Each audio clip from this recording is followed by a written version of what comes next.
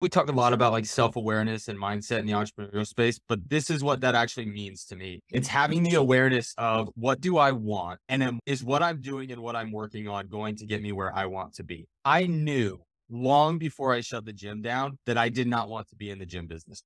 And one of the beautiful things about entrepreneurship is we get to define our own destiny. We get to say, this is where I want to go. These are the goals that I have. And what do I have to do to get there? And then we start putting in the pieces and the resources of how we're going to go from where we are today to where we want to be.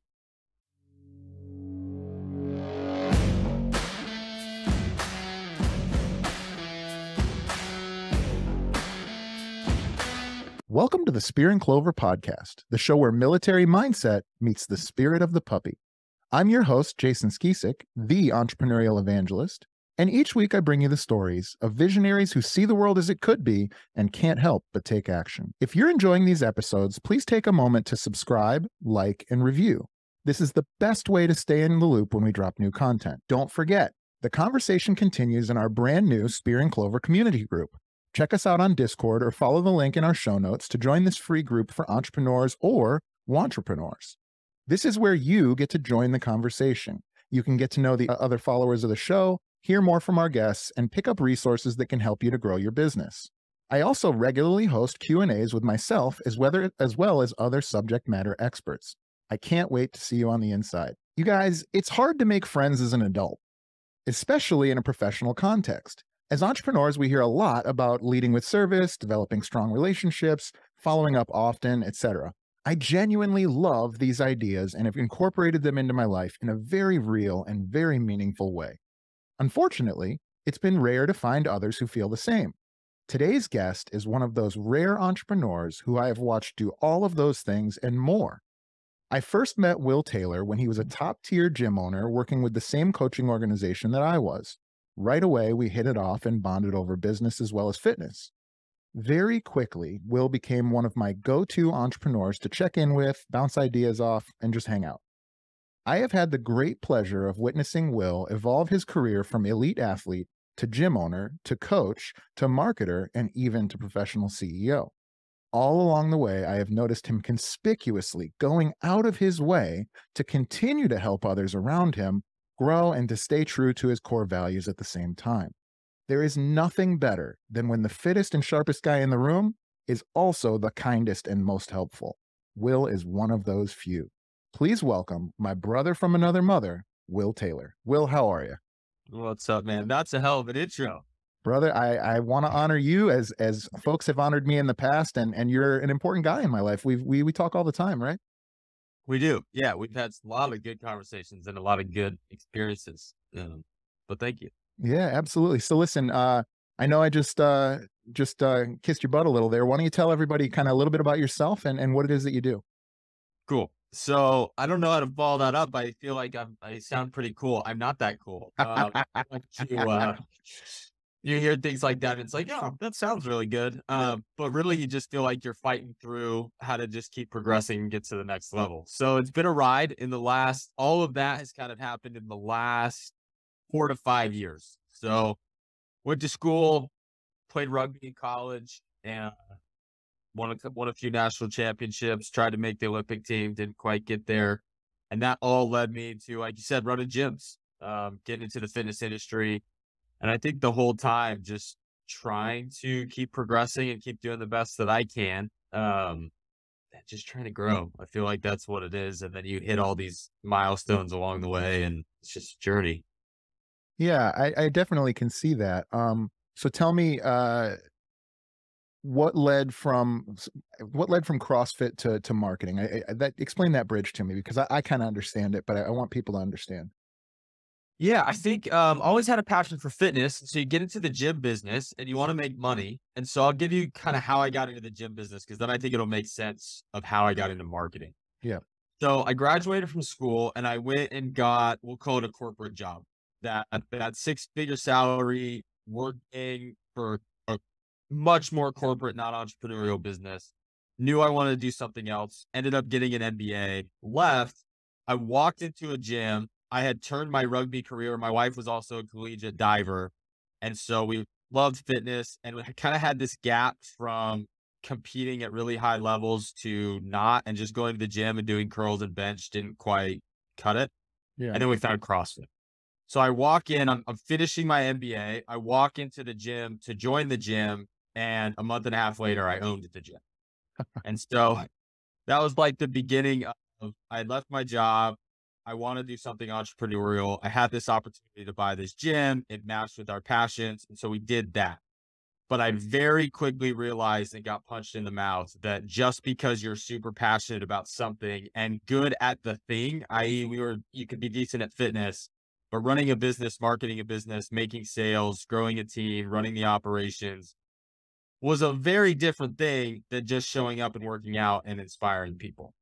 And I started to fall in love with that more so than the fitness. Still love fitness, still do it every day. Just got back from the CrossFit gym 2 hours ago.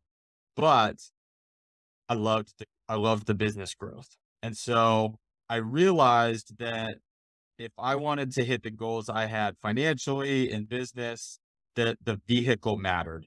And the vehicle of brick and mortar gyms was only going to get me so far. So we went to where we had 2 locations. We owned our own building. We bought this old movie theater. It was 12,000 square feet, remodeled it, had the remodel fail. And it was just, I realized if I wanted to get to where I wanted to be, I was going to have to own like 20 gyms. And the complexity of owning 20 gyms around different locations was going to be really tough. And then I met you, we got into a coaching group, and you start realizing all these different vehicles that there are to, one, not just make money, but also have an impact, have fun, do different things, grow. And then COVID hit, and it just presented an opportunity to shut one gym down, sell the other one to our partner, and dive headfirst into a new venture, a new vehicle, which was more marketing.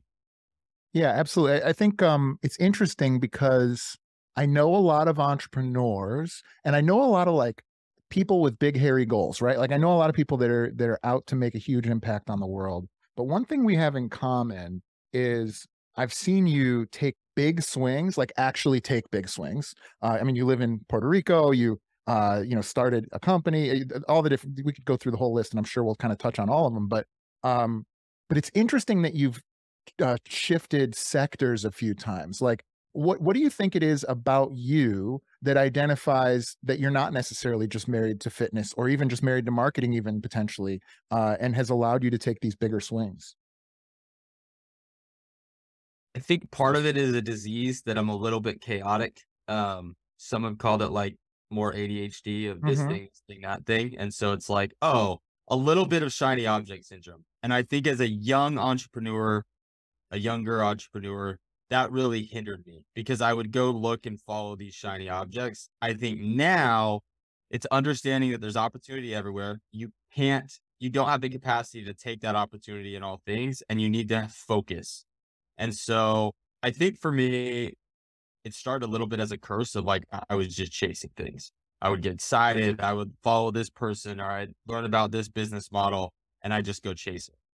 Positive to that, now I've learned a ton. Like I've got a lot of diverse experience. I think I've got a lot of different thoughts from doing different things, from fitness to marketing to running an e-commerce business now. That has really set me up for where I sit today. But I think that's how I got there. I don't think it was planned, right? It was some like, I'm gonna go, I'm gonna do this and I'm gonna do this, I'm gonna do this. I think it was honestly just chasing things that I thought would get me to the end goal of more money or help me hit my goals. And I've just kind of landed where I'm at now. Now, I think I've tried to do all of those things as well as I could. Um, and so I think that's been helpful along the way. Yeah, I think that's evident. I definitely, I mean, and if you listen to the show, you certainly know, I definitely have entrepreneur's disease, which is ADHD or whatever you want to call it. And I describe it as I found a way to sort of shepherd my own attention span towards productive things and have sort of a system that has worked very well for me to stay focused. Do you have any insight on that? Because I think a lot of people listening to this show, I think a lot of us that are entrepreneurs, especially that would identify with my message, probably are struggling with the same thing. When did you first start to grasp what was happening in that shiny object syndrome, or however you want to describe it? And what have you done to sort of mitigate it going forward? I think I think we talk a lot about like self-awareness and mindset in the entrepreneurial space, but this is what that actually means to me in this sense. It's having the awareness of what do I want, and then what I'm doing and what I'm working on going to get me where I want to be. How do you mitigate that shiny object syndrome? And you started into long before long before you sold the gym, you knew you wanted to be out of the gym business. So that's where you're at. Okay, so you get awareness of what you want as an entrepreneur. And one of the beautiful things about entrepreneurship is we get to define our own destiny. We get to say, this is where I want to go. These are the goals that I have. And what do I have to do to get there? And then we start putting in the pieces and the resources of how we're going to go from where we are today to where we want to be. And I realized early on that what I was doing was not going to get me where I wanted. And so I had basically looked at, even if I own 10 gyms and it hits my financial goals, do I really want to wake up and be doing gyms every day and do what my life looks like right now? And I didn't. Yeah. And I waited. It took me 2 years probably before I started actually making decisions that were going to allow me to go do the next thing that I was really thinking about, that I was waking up excited about, and that I was doing. Now, I'll say as a little bit more mature of an entrepreneur, business does get a little bit boring when it starts moving, right? And so one thing I did not do well in the past is build foundational steps that keep me moving up the ladder. And then I ended up doing this roller coaster thing where I grew these gyms and then I didn't want to do it anymore. And then I went back and then I started at the bottom of marketing and I go back.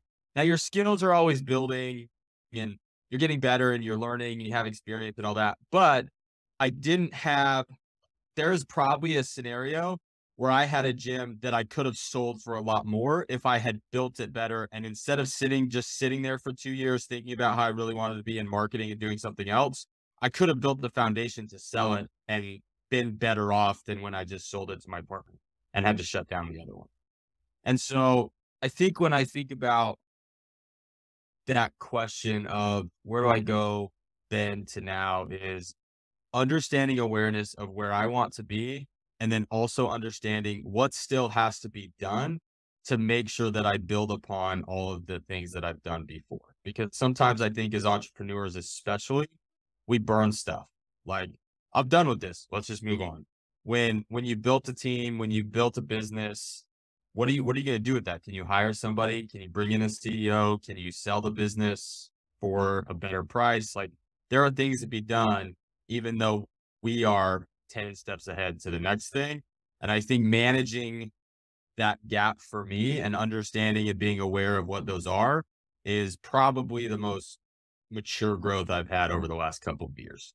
Yeah, I think that's evident. One question I would have is, do you think it's possible? And I think we know some people who have done this, but it's very rare. Do you think it's possible that you could have had the scenario of having entrepreneur's disease or whatever you want to call it, and shiny object syndrome, and mitigated it younger in your 20s or something like that, to where you could have been laser focused on sort of leaving a crew behind to deal with your wake, maybe to where they could actually have kept those things moving in a meaningful way? Yeah, I think so. I think, one thing that I hope I do better in the past, I don't think I did really well in the past, is I would build a team. I would want to move on and I would destroy the wake of that, like I didn't set them up for success. In for sure, two businesses that I can think of right now, that one with the gyms and another was the kind of the first go I had at marketing. I built the team really, really fast and wanted to pivot, wanted to change things. And I think blew up the team both times, and kind of left people in the wake of what I was doing. And I hope I don't do that again. That's the lesson I hope I've learned. Well, and I think people listening are at risk. And I think people that are listening are at risk of doing it too. So that's why I'm going to ask you a little bit more depth there. And so when I remember both of these things, these times, and at those times, all the gauges read well. All the indicators looked good. And so my question to you is, to those people that are maybe in that situation now where they're having some early success, they're maybe building a team that seems too good to be true, which is how I felt when you were telling me all this. I was watching it from outside going, wow, Will is a maven, just a total genius. He's scaling this unbelievable team. And frankly, you did, but there was some turbulence there. And so maybe what what insight or further depth can you provide for that person who maybe is getting a little bit out of their over their skis right now and doesn't realize it yet? Be super clear on what you want and where you want to go. Be open with your team, especially if you have top players and people that are coming in to kind of ride with you. They need to understand where you're at, and you need to be really, really clear on the goals of the business, the KPIs of those business, and how everyone is going to play a role in it going forward.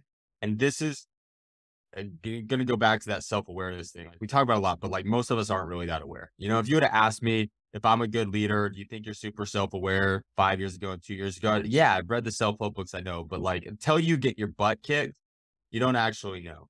And I wasn't aware enough to know that I was mentally moving on. I was not communicating as clear as I needed to be. People didn't know where they fit into the company. So everybody was just working really hard, but they didn't know where we were going, didn't know where I was going, didn't know what they should be doing, didn't know what they should be focusing on, what should they be owning. And I wasn't clear on like, this is what I'm doing. And it blew up.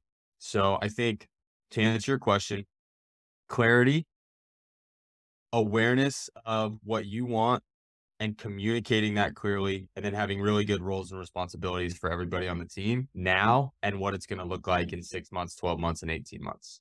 Yeah, I think that's really insightful. I would also sort of kind of sum that up, and this is something we talked about before, where there's some people in entrepreneurship that I call like magicians. They're people that can produce magic. You're one of those guys, and I think to some extent I have been in the past as well. Like you can get deals. You can get people. People want to follow you. Your ideas are good. Your execution is excellent. And so it's possible for you to do what I would call magic, which is like I wave my hand and good things happen.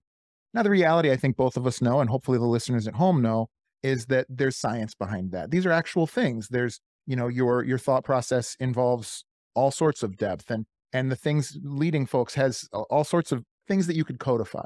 And I think as we've talked, and both of us have gone through this journey of understanding that for me to reproduce myself, which is completely necessary for me to impact the world, I need to codify my magic into a scientific reproducible format, whether that's SOPs, 4Rs documents, training, you know, meeting structures, goals, all that type of stuff. And I've watched you do that as in these further iterations. Tell me how that has gone now that you've taken the time to do that. Better. So I had this I'll call it a realization, which will probably not be a realization to the world, but it was for me yesterday. And I think that when you're a young entrepreneur, so I bought the first gym when I was 24. So there's other people younger, but I was relatively young, right? Like pretty inexperienced, didn't have very much business background at all. I would say always been somewhat entrepreneurial. Like I put myself through college selling scooters and flipping pianos and painting couches and stuff. Like that was me. But then when you're an early entrepreneur and you're doing your first ventures, and for me, this was the first few, you want to be surrounded by other entrepreneurial thinkers. And so that's what I would do is I would hire people, I would fire people up, I would build a vision of like, we're all entrepreneurs and we're going. And then, as you said, if you want to build a business past the magic and have it scale and have it be sustainable, you need structure, you need systems. I didn't want to do that. And I just wanted everybody to take the magic, and people love the magic, right? Like you go in and you talk and you preach and you have vision and you need it. I could fire people up about that and we would move the needle. But as soon as I removed myself from that, it would wane. You were the battery for the business. Yeah. Yeah. And so every time I try to like go do something or move, it would always wane up and down. And so I just was looking back at kind of my career, doing some thoughts on the beach. Man, because I just tried to recreate myself way too early when I didn't need myself. I needed somebody to come in and help me do the structures and procedures. And I got that person once, and then it wasn't a great fit. And I didn't know where we were going. And I could take my magic and combine it with that person to build a business. And so that was why I was thinking about this the other day. And I think the advice I would have to my younger self is, as bad as you want to emotionally surround yourself inside of your business with someone like you, it is not what you need. And this is that advice of like, don't partner with family, don't partner with your best friends that we hear. But what that really means is you need somebody that is opposite to you and complementary in skills. And as I've started to have that now and understand the people that I needed to complement me, then now things are moving. Now things are going, things are less stressful. And the crazy part is my immaturity. You think everybody's like you know? How could somebody want to sit on ClickUp and spreadsheets and love organizational structure? Because you would have to shoot me if I had to do that for 10 hours a day. Like I literally die. Yeah. But somebody else loves it. And you just got to find those people that build those compliments to you earlier, and you won't have to go through all the headaches. Am I right? So, yeah, and here's maybe where I would follow up because I've had this experience, and I think it's a testament to you that I think you've had this experience too, and that is, as somebody who thinks of themselves as like a tribal leader, and I'm just going to say that I do, and I think you would probably agree for yourself.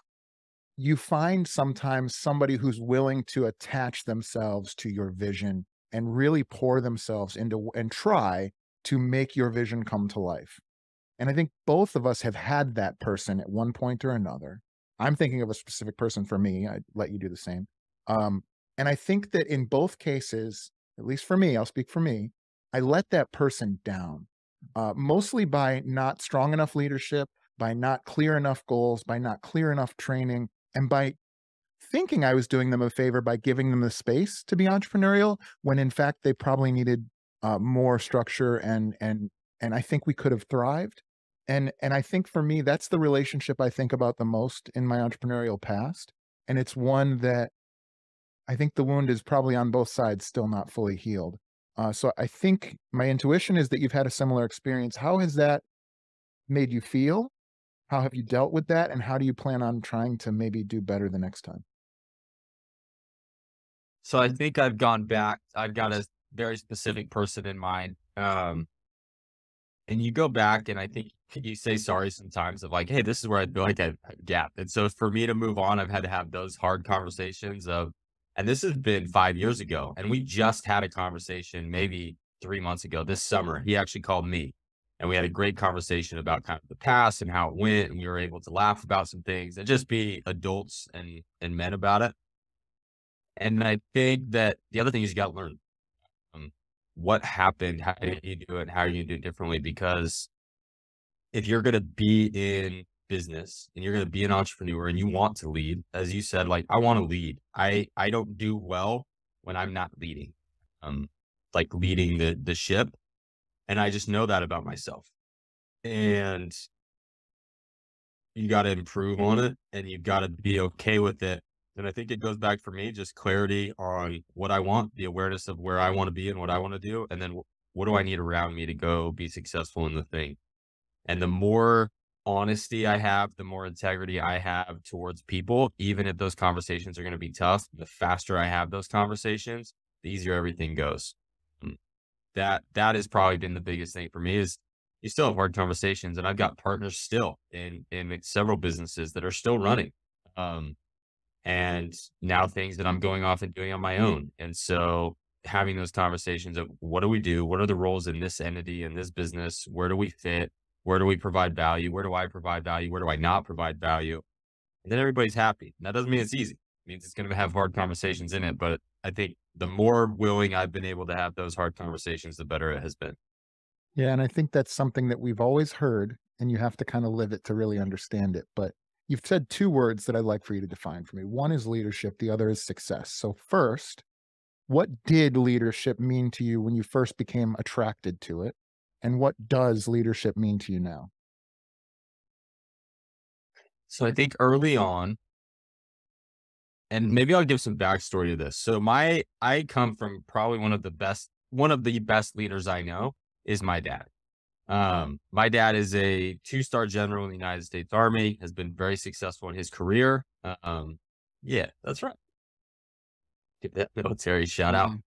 But what he does and in leading in his job has obviously been successful in the top 0.00% of that field, but also in our family. He was gone 3.5 years of my high school career, gone a lot serving in Afghanistan, Iraq, across the world, and still led our family in a way that from a spiritual standpoint, from a family standpoint, from how we treated my mother, and an example standpoint, like showed me what leadership was. And I don't think I'd grasped that until now, because what I originally thought it was, to keep using your term, just be the guy that brings the magic, right? Be the rah-rah guy, be the guy that builds a vision that everybody can get excited about. People walk in the room, people get excited, you give them high fives, you fire them up. And that's not it. That's a piece of it. And I think more of what it means now is, can you have a vision? Can you have integrity in what it's going to take to accomplish that vision now and in the future, in terms of both the good and the bad?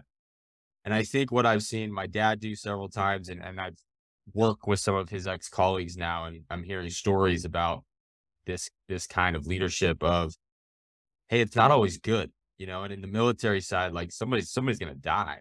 And that's never gonna happen in marketing and gyms. Your business might Let's might hope. die. Yeah. Yeah, but like not at that level, right? And so I think that is one thing that has changed. Is it's not just rah-rah. It's not just being the guy that's always going to have good news and always going to have the solution to the problem and going to drive us to more money, more revenue, raises, and more whatever clients. But it's also the guy that understands every aspect of the pros and cons, is honest and transparent in those things, and then is going to continue to work really hard in his roles and responsibilities in that. Think another thing I used to think of is, I got to be the guy that works the hardest. I'm still going to work hard, but you got to understand, like at the gym, let's take the gym example, right? If you're going to hire coaches, it's probably not going to be your job to run a really successful 7-figure gym and be there from 5 a.m. to 7 p.m., coaching all the classes, doing all the things. Like, yeah, that looks like you're working really hard, but that shouldn't be your role if you own the gym and you want to grow it. Now, just an example, right? Of, do you understand where you're at, and do you do your role and have extreme ownership on that side of it? I think those are some things. Hopefully that answers your question. Yeah, really well. In fact, you kind of inspired me. I was thinking, when you're talking about the difference between leadership when you're young and leadership now, it reminds me of like fighting coaches, like boxing coaches or MMA coaches. You can tell there's good MMA coaches that just pump up their fighters. Same with in CrossFit. Let's go, you can do it, come on. And then there's other coaches that are like, all right, I need you to anterior rotate your shoulder. I need to sit into your heels. I need to do this. I need to do that. And you see it in a championship fight. Maybe this got them all the way to the championship fight, but you see in a championship fight the difference between a good coach and a great coach, or a good leader and a great leader. The good leader is like, you gotta find a way, or like, come on, let's go, light the fire. And then the other guy is like, hey, he's hitting you on the right. You need to pick up your left. Every time he steps up, I want you to do a teep kick just to keep your distance. This is like frameworks that they've worked on. You see it. Tia Claire Toomey's coach, who's also her husband, is really great. They have like a shared language where, like, even when things are super hot, super chaotic, there's a language. John Danaher in jiu-jitsu, and also for George St. Pierre in MMA, is another great example. Faraz Sahabi. Those people have like a clear shared language where there's like scaffolding in their relationship that they can rely on in the times of stress. And I think that's kind of what you're describing. So why marketing? What made you want to be a marketer? Because before you answer that, you helped me to understand what marketing is. You were in town for a visit. You stayed at my house for a day, and we went on a long ruck. And we lived a day that people buy clothes and supplements to pretend like they live. We worked out, we, hung out and had really interesting and meaningful conversation. And then we like carried along up and down dunes and on a beach with the dogs for just miles and miles. I think we did like 10 or 11 miles that day. And I just remember at the end of it, we're fit guys. We both collapsed, and we're sitting there watching the sun go down over the beach, kind of romantic. And I remember telling you, this is what marketing is supposed to be, because the people that we want to be like, the people that we buy products to look like or take supplements to feel like, this is what they do every day. And so that thing that you and I experienced is marketing at its best. So what is marketing? What is it about marketing that draws you to it? the thing that I love about it today is those that we now have the platforms and the technology available to be everywhere all the time. And if you can be the one that can get an authentic message out through those platforms, you will win now and in the future. And I think that in the past, even 10 years ago, and for sure 20, 30 years ago, before our career started, you were dealing with a radius of people, right? Like if I live in Chicago, I can serve this amount of people. Well, with the internet and social media, and you can say whatever you want about it, but we now have the ability to get our story and to be anywhere at any time. And so when you have something that can help someone and provide value, I think you have a responsibility to go show them what you do and get out in front of them. Because you may not have, I lived in a tiny town in a when I was doing gym launching, we had the gyms. We lived in a tiny town and we tripled that gym in like 6 months and became a whatever, a good example of that system, right? But then you capped out. Like there was only so much space we could buy, so many people in the town, and so many people could see what were doing. As soon as we launched out, and now we said, all right, we can go to the world and we can now trade people. My wife started trading people under Built by Raleigh. Everybody's coming, right? And you can get so specific and you can be authentic and you can drive people and you can build this amazing business of doing what you want to do. And I think that is what I love about it now is I can sit here on the beach of Puerto Rico, talk to you in Chicago, have an amazing relationship and discussion, and then go to the beach in 5 minutes. And so Me I too. think, yeah, there you go. It's just there's so much opportunity now, and I think for myself and for others like us, we have the ability to create. And if I am creating, I am the happiest that I am. That is when I am the most fulfilled. And I can be fulfilled doing a lot of things. I'm sure we'll talk about Dylan in a second. But I didn't get to create a lot, right? Like that was running a high level business. Wasn't creating from like my authenticity, my soul, things that I like love thinking about on the beach. And we now have that opportunity to do it. And it's really fun. Yeah. So before we move on to that, because I do want to touch on that, what are is there a brand or is there a company that you can think of that's done a really great job of embodying what you just spoke about recently? I think that the brands and things that do the best is like when you meet them in person, they're the same, right? The authenticity is real. So I have a client and a person who does that, I think, well, and they're the first one that comes to my mind. So Jeffrey Gitomer is in the sales world, you know, Jeffrey and Jen, but like I had watched Jeffrey's content before we started making it. And it's like, then I talk to him on the phone and then I see him on Zoom and it's the exact same every time. And I think what's really cool is when you watch people, there is that authenticity, but then there's a skill behind the authenticity that is becoming a skillful marketer and a skillful creator. And when you do that, then it kind of becomes that magic. And watching the progression of that magic is really fun. So I think Jeffrey's done it well. I think there's a lot of authenticity in this there. Yeah, I think at its best, it's authentic, and I think I mean that in a very literal way, as in like somebody like that, or I even feel this way, like I can't not be me, and so the only option to have harmony in my life is to build something that is just an extension of me. And I think when you do that with the technology you talk about, now we actually have the scale to reach more people than we otherwise would have. And I can promise you this, I don't know how successful I'll be. I don't know how successful, and Jeffrey's already been very successful, but I don't know how successful any of us will be, but I know that I'll be more successful as me than I will be as anything else. Does that make sense? It makes a ton of sense. And I think that's a trap because I've fallen in that trap. And luckily, I have friends like you who will call me out on it, right? Because I can be extroverted. I can put on a show, right? Like that is a skill that I'll say I have. So if you put me on stage and you say, hey, I need you to go route this up, I think I could do, right? From a skill standpoint. And at times, it's so easy to lose yourself in the highlight reels of social media and what you can do to pretend to be something else or something that you're not and put out an offer and make sales. And so to my past self and to everyone else that is looking at social media, maybe any kind of negative light is like, if you want to go, just start putting out content. and you're going to find your authenticity through it. And you'll probably have some bumps in the road, right? Like you'll have to find yourself as a creator, as an authentic voice, and jumping on podcasts, and your first few might suck and you'll stumble over your words and you'll say, oh man, I don't know if I really wanted to say that. But I think that as you grow in that, and as creators grow in that, and as business grow in that, this whole social media thing is still relatively new, right? Like my ability to turn on a camera and be in front of millions of people within a week is relatively new. You used to have to jump through a lot of hoops to do that. And so I think building that skill is important so you don't lose yourself, because it's very easy to lose yourself in it. And we see a lot of people that do, right? Because you can make sales. Being a really good marketer slash salesman, not necessarily authentic. But I think the key to long-term success and fulfillment is doing it in an authentic way. I couldn't agree more.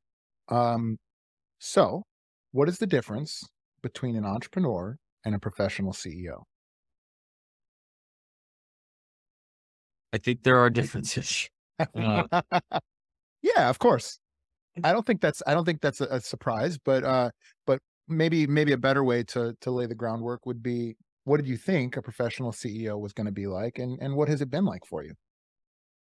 yeah, so some backstory on that, just so everyone's on the same page. So I moved to Puerto Rico. I was running my marketing agency, and I had the opportunity. Yeah, Dylan, water bottles. Yeah. I had an awesome opportunity come up to come in and run a company that was already doing multiple seven figures.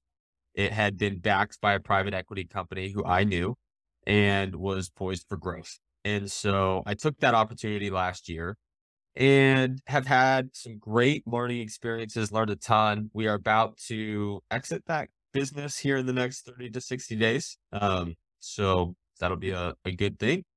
And I've learned a lot. So back to your original question.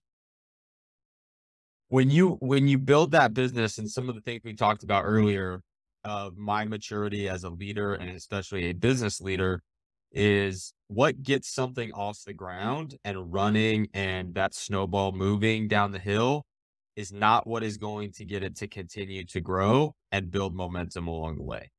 And my top skill sets currently, I would say, are in those beginning stages, still in building that initial magic, getting those initial sales in. But once you build a team and you've got high quality people in there, they just need direction. They need to know their roles, and you've got to get the right people in. So one of the big lessons I've learned is getting the right people that are smarter than you in the roles, and then giving them the direction they need to go and grow the company, and then getting out of their way. I did not get those people fast enough in a role in this company, and that hurt us. Did have the right person in another role, and watched the difference in how quickly I did that. Also, being a professional CEO, especially when you're looking at anything that is VC backed, private equity backed, there's a whole new complexity to that of adding the goals of the business versus maybe your goals as an entrepreneur. When you start a business as an entrepreneur, even if you have a team, a lot of it revolves around where you want to go in that company, right? Like, this is where I want to be, this is where I want to go.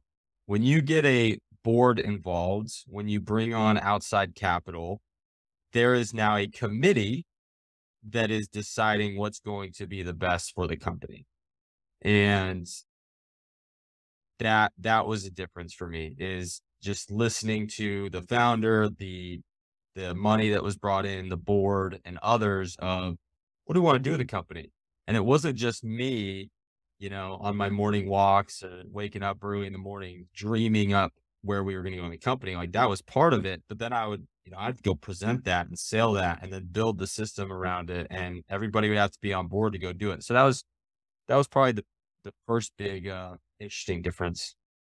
Yeah, I think I see that. And it's interesting because the way we've discussed it, kind of vaguely, is like, it's not that you're butting heads. It's more like there's too many heads to all get an agreement. In other words, like, it's not that like you have one idea and somebody else says no. It's more like, it's you're trying to mediate between different incentivized folks. I mean, you have people there that are passionate about one thing and you have people there that are passionate about a different thing, and then you have to try and reconcile those, it sounded like to me. And um, I can tell you from my side, sitting where I'm at and having never actually been a professional CEO, it doesn't sound possible to me. Like it mystifies me that Apple is as profitable as it is, or that these really big mega corporations are able to put out a new, beautiful, and virtuous and industry leading, cutting edge technology every single year.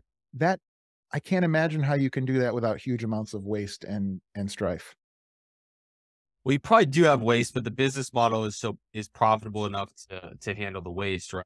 Yeah. I also think that there's just levels to the game of business. And so particularly if I take the business that I was working in, is we were still in growth. We were still really lean. We were still growing, but now you do have a couple cooks in the kitchen trying to say, hey, where are we going to go? And where are we going to put our time and energy into? And we can't do everything. We can't launch 3 products. We can't just do all the things we want to do because there's costs involved and we can't raise more money. We can't dilute the company more, and we need to get to more profitability. And so you're just focused on a lot. And I think what I learned is back to that original team question is there are people that are really good in specific areas and you need that experience and you've got to build around it because it's going to get way bigger than you. And so as an entrepreneur, as your business grows and as you're leading anything, getting the right people in the seats matters. But I had my eyes open to it really early with this because in a lot of the ventures that I've done, frankly, the ventures have been small enough that I was big enough to go handle the big problems, right? As you grow, you're not. Like, no matter how good, how talented you are in that thing, the business is too big for you to just solve it all in a week or a month. You've got to have people on there that can go focus on that and do that. And so it really does become more about understanding your limitations, what the limitations and bottlenecks of the business are, and then who needs to be ownership over those bottlenecks to then continue to move the needle. And so I think one thing that has helped me both as a professional CEO and as an entrepreneur going forward is the skill that any good CEO and entrepreneur needs to do as you move into scale is identifying the current bottlenecks that are stopping you from growth, attack those mercilessly, and then be prepared for the next bottleneck that is most likely going to come once that one has been solved. And the speed at which you can do that is going to tell you how quickly you can grow, provide more value to the economy and your customers, and keep the business moving forward. Because if you get stuck, you're going to stay stuck, and then it goes backwards. That was brilliant. Let me run to the bathroom real quick, and then we're going to start talking about going forward marketing stuff. Okay. This is great, man. You're doing awesome. Thanks, dude. I like it. All right. So talking now about like marketing and where you're going from here. I know you obviously you guys produce this show. You produce some other shows as well. Talk to me about like the technology that exists for marketing and the stuff that you're really excited about that you think entrepreneurs with a big vision can impact the world with. Your ability to be in front of people. And I think that we now have the ability to test offers, test messaging, test things as quicker than we've ever been able to do it. So whether you're a big private equity company, a multi-million-dollar, billion-dollar organization, or a solopreneur starting in your mom's basement, like we all have the ability to turn on the phone, turn on Zoom, create content and put it out there. Especially right now with YouTube Shorts, Reels, and TikToks. In the past, like we'll call it the past 7 years of social media, really to get reach and get thousands and millions of views, you had to build a following, and that took time, right? You had to do it. But now if you're consistent putting things out there, you can get thousands of people to watch you in a couple of days. Like we launched a client a couple of weeks ago, had done nothing on social media, and within a couple of days had 10, 20, 30,000 views on videos. Like you just go, right? And so we have that ability to put it out. What it takes is being consistent and then getting your voice out. And I think so many people right now are scared to do that. Like I talk to people all the time, like I want to do it, but I'm scared to turn on the camera. I don't want to create content. It needs to be perfect. You don't have to be perfect because yes, people are going to watch it, but most of them are going to forget about you. And you're only going to get better if you start doing it, start creating it. And we have that ability now. And then you put some strategy and some marketing and some salesmanship behind it, you can build a pretty solid business fairly quickly with very little money. And so the opportunities are endless.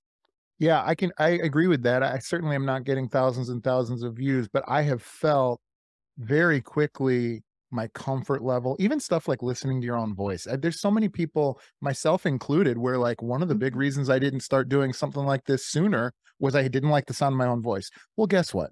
Nobody likes the sound of their voice, and I haven't been told by anybody that they hate my voice, so it seems to be working out just fine. Um, how much work needs to be done, thought work and deep dive work, before you can turn on the camera and put out a message that's going to be conducive to you, your brand, and your vision? So I think if you're two answers to that. If you're just starting and you really don't know exactly what you want to do, who you're going to serve, and the value you're going to provide, then I would turn on the camera, go live, and start talking. And if you do it for 30 days, you're going to find it. Right. So Yeah. I think that's one. Two is if you have a business, you have happy clients and customers, you know the problem that you solve, you've got some back end stuff figured out, then a little bit more groundwork before maybe you start going live. So really understanding who your ideal dream client is, what their problems are, and how you can solve those problems.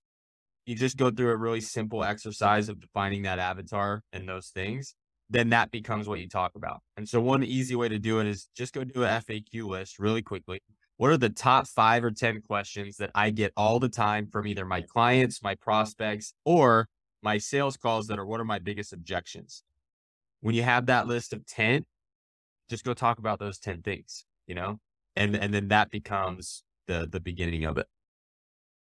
So you do marketing, but you also work with podcasting. And so here we see this like nexus of like the art form of podcasting and like putting out a product that is it's on its own art. And then something where the art form is designed, if you want to call it an art form, is designed to attract somebody to something else. How have you enjoyed working across those two things? And do you have a preference, or what do you view as to be the difference between putting out great social media content versus putting out great podcast content? So I'm going to go of entertainment versus value, right? In creating content and growing your business. So there's an entertainment value, which a lot of podcasts fall into, and you got to understand which side of the coin do I want to be on and how much crossover do I want to have? So let me just explain that a little bit. So if you look at like Joe Rogan podcast, Joe Rogan is building a massive business behind his podcast, but it's more on the entertainment side. We listen to that to learn, to be entertained, and it does provide value. Even for him, right? Like it seems like he's Yeah. really just there to have a good time, pretty much. Yeah, like the next one we do this, I expect us to be on psychedelics or something because he's smoking on podcast. But we won't get sidetracked. Yeah. And there's that entertainment value. And I think sometimes when you are using media to build a business, which I think everyone should be doing, you need to have some entertainment value, but you need to be really just talking to the problems and how you add value to your client. And it's not about being the next Mr. Beast or Joe Rogan and having millions of downloads. And so I think when you go into it, you need to understand, why am I creating this content? Why am I starting this podcast, this YouTube channel? And how am I going to maximize my time in it? And it might just be, well, this is for myself and I'm going to learn and I'm going to get better. It might be, I'm going to be able to be authentic, get people to understand who I want, who I am, and then attract them into my back end businesses, which is what most of like the clients I work with are doing for it. They want to be out in front of people. They want to talk about what they do. They want to show people who they are as people and as a business, and then drive revenue into some kind of product offering behind the front end of the podcast or the YouTube show. And so once you understand those two things, if you're going straight entertainment, you got to do the strategy is a little different than I'm pushing to a high ticket offer or a product or even a low ticket offer. How you do that changes a little bit on the back end. Yeah, that's an excellent response. I like to think of my life as I'm writing a book, and it makes sense when you read it all together. And it seems like this chapter of your book is largely has big focus on helping other people to tell their stories more effectively. Where does this book go for you? Will you continue to tell other people's stories, or is there a time where we're going to start to see the heroic Will return to telling his own story in a stronger way? Yeah, the Will Taylor story is about to start being told. Um, Yeah. I think my biggest gap that you and I have talked about off this and in other conversations is I've done this a lot for other people. I've grown a lot of other people. I understand the tactics and strategies behind it, and have taken things like going to work for Dylan instead of putting myself out there. And so I realized a couple of months ago that I am the happiest and most fulfilled when I am creating. And it doesn't have to be beautiful and groundbreaking stuff, but when I wake up and I create, my world changes. And Mm, so that's a big focus for me. So all of my stuff is coming. that's great, man. So you said earlier the advice you would give to yourself as a young entrepreneur. If you were able to talk to yourself from 10 years from now, what do you think that person would tell you? Start creating content 10 years ago. There you go. Okay. No, Uh, seriously, seriously. Um, I mean, I've had an idea. So my podcast, when it launches, will be called Live Empowered. It'll be the Live Empowered Show with Will Taylor. I have had the idea of Live Empowered since it was actually the tagline of our gym, and it started with Empowered to Aspire, like ETA, and it's kind of gone through this transition over time of living empowered, because the idea originally was I want to empower people. I had shirts that were like Empower Lives, and then I realized that in order for any of us to really empower other people, we have to live that way ourselves, right? And so we have to understand what empowers me. What do I need to do? What do I need to be focused on when I wake up in the every morning that makes me feel empowered? And when I do those things, will inspire other people to go find those things for themselves. And so that idea has been 5, 6 years, and I keep doing other people's stuff. I keep finding something that distracts me from it, and go do it. And I think if I had started it 7 years ago, I'd be in an interesting place right now. well, you heard him, folks. Reach out to him and tell him that you're ready to hear that show, and I'm sure that'll help prompt him to get it started and pull his head out of his ass. If you need a guest, I'm happy to be there. I'm quite powerful. We'll Obviously, we'll I'm do it kidding. 100. Uh, so listen, man, there's two questions that I ask every single guest on the show, and I'd like to ask you those two questions now. Are you ready? I'm ready. All right. Question number one. If you had access to unlimited financial capital, how would you profitably grow your current businesses?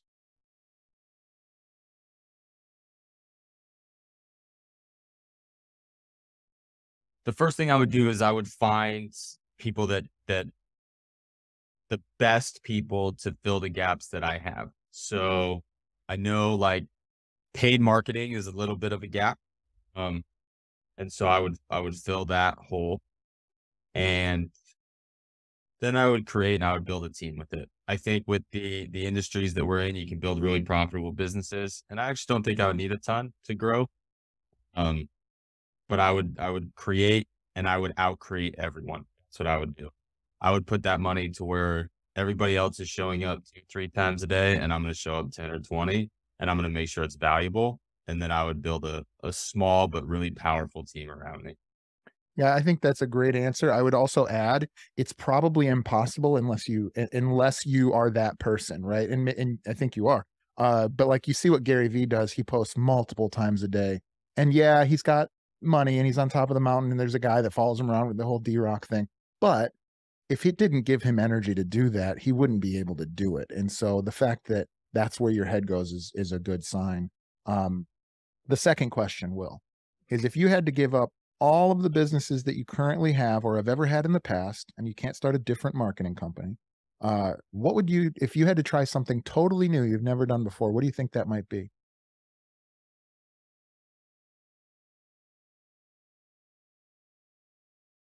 What comes to my head right now is I would sell luxury watches.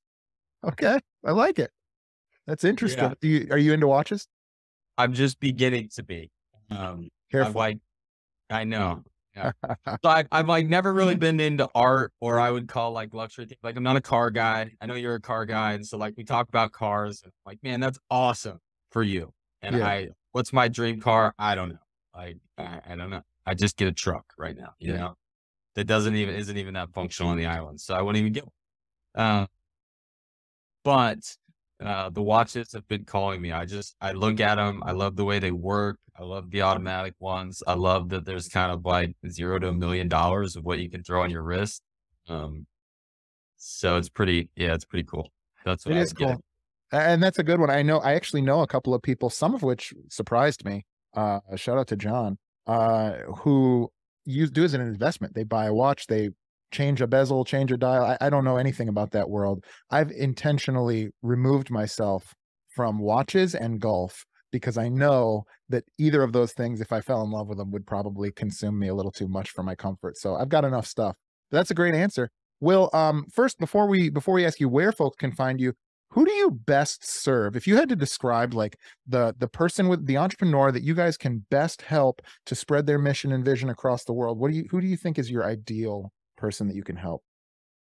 Yeah. So right now we're doing really well with service-based businesses that are either quasi online or fully online and need to find their ideal customer.